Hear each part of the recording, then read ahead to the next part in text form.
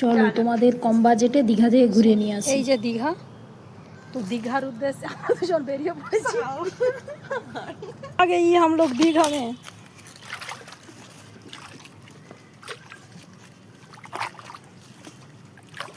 এই যে আলটিমেটলি আমাদের জাল আড়া হয়েছে, তো জালের জন্যই আসা। জানি না কতগুলো মাছ পড়েছে।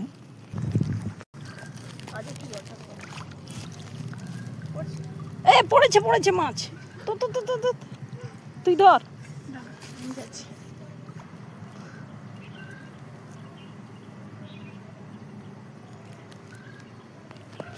বনু মাছ ধরছে আর আমি এসে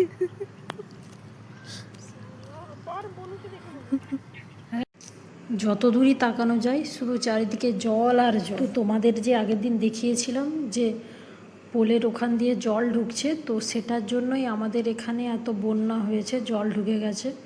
বিশেষত আমাদের এখানে খিরাই খালের জন্যই এত জল। তো এই জালটা এড়েছে মা, তো মা সাইজ করে এড়েছে, কিন্তু প্রত্যেকবারে মাছ আমরাই আসছি। তো কতগুলো মাছ ধরেছি সেটা তোমাদেরকে শেষে দেখাবো। মানে ফলের থেকে পরিশ্রমই বেশি, তবে আমি মনে করি বাড়িতে বসে ফোন ঘাটার থেকে এই সব টুকটাক মজার কাজ করা অনেকই ভালো। মানে 100 টাকার জাল কিনে 100 টাকা মাছ উঠবে কিনা জানি না, তবে পুঁটি আর কই ছাড়ানো সহজ, কিন্তু শিঙি আর ট্যাংরা যদি পড়ে তাহলে হাতে না ফুটলে ছাড়ানো মুশকিল। তো যাই হোক, এতবেলা শিঙি বা ট্যাংরা কোনোটাই পড়েনি, সব থেকে ভালো ভাগ্যের ব্যাপার। তবে ছোট ফাঁসের জালটাতে মাছ পড়েছে কয়েকটা, কিন্তু বড় ফাঁসের জালে আমাদেরই শুধু জাল উদ্বোধন হয়নি, ঠিক আছে? কারণ বড় মাছ তো এখানে সেরকম নেই, ছোট মাছই। এই যে ছোট ছোট লাঠি দেখতে পাওয়া যাচ্ছে, এই যে এটা, এইগুলোতে জালে হয়েছে। তো আমরা ভেবেছি যে বড় ভাঁসের জালটা আছে, ওটাতে যেহেতু মাছ একটাও পড়েনি, তাহলে ওটা দূরের দিকে নিয়ে যাব। তো আমি এক হাতে জাল ধরে আর এক হাতে ফোন ধরে কি যে রিক্সে আছি।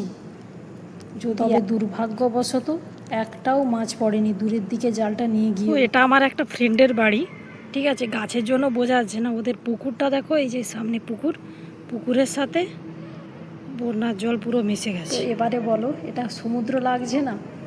দেখো দূরের দিকে প্রচণ্ড ঢেউ, দূরের মাঝের দিকে তো যাওয়াই যাবে না। তো এরকম কম বাজেটে দীঘা কোথাও পাবে? দুটো কয়েকটা এই যে কই হচ্ছে, কই আর একটা পুঁটি, আর যে ধান লাগানো হয়েছিল, মানে জল কমে গেলেও অবস্থা খারাপ, কিছুই হবে। তো ওই দূরের দিকে একতলা বাড়ির ওপরে আমার বোনুর ছাত্রী দেখছে যে তার মাস্টার মশাই 6 কেজি সাইজের কই আর হচ্ছে 1 কেজির